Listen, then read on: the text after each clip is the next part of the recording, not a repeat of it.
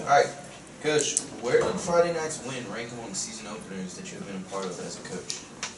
Oh, could very well be the most exciting season opener that I've ever had in 22 years. And I kind of wish we'd have put them away a little earlier, but better late than never. But as far as excitement, it was it's really up at the top. Talk about the impact that Corey Jennings had on the game on both offense and defense. New look. You know, we always knew Corey was a good defensive player.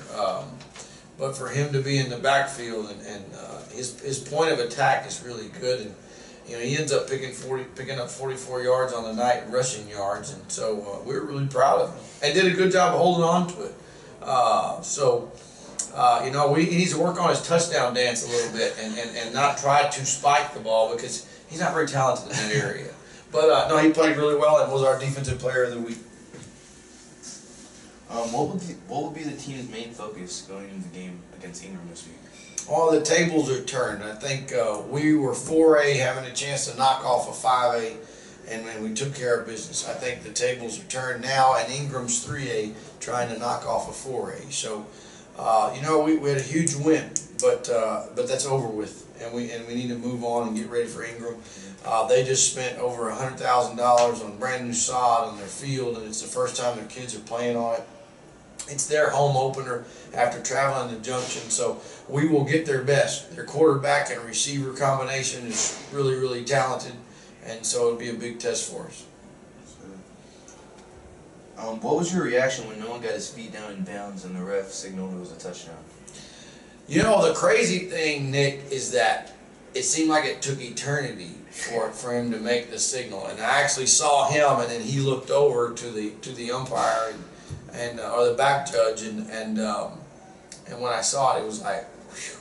So anyway, really exciting. It was neat to see, you know, Chris Darris from the Bulletin took a picture of it. You can see that he is in bounds, and that he made a great catch. You know, a lot of people don't understand, but the offensive line and the quarterbacks and the running backs deserve some credit too, because if Joe gets sacked there, the game's over. So the protection was good. We got it out of there and put it where only we could catch it. Because either way, then we were going to have to kick the winning field goal. We still had 3 seconds left, so it was fun. And last one, how important was it for the Bulldogs to come back to get a win in this season opener? Oh, I think it could prove to be a great springboard for a wonderful year. And you know, if it doesn't happen, who knows? We got to turn around and regroup. But it did happen. I think it happened because we were in better shape than Sam Houston towards the end of the game. I think it happened because no one panicked. None of the players panicked. The coaches didn't panic. We just kept playing, and so we're really, really excited about it.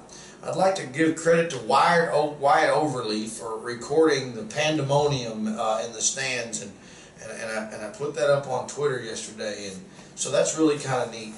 And the one thing that I think we haven't talked about is Bulldog Nation. The fan base was awesome Friday night, before the game, during the game, and at the end of the game, and it didn't end until 10:30. So it was a great night for Bulldog Nation, and really, really excited about getting ready for week 2. That's it. All right. Thanks, Nick.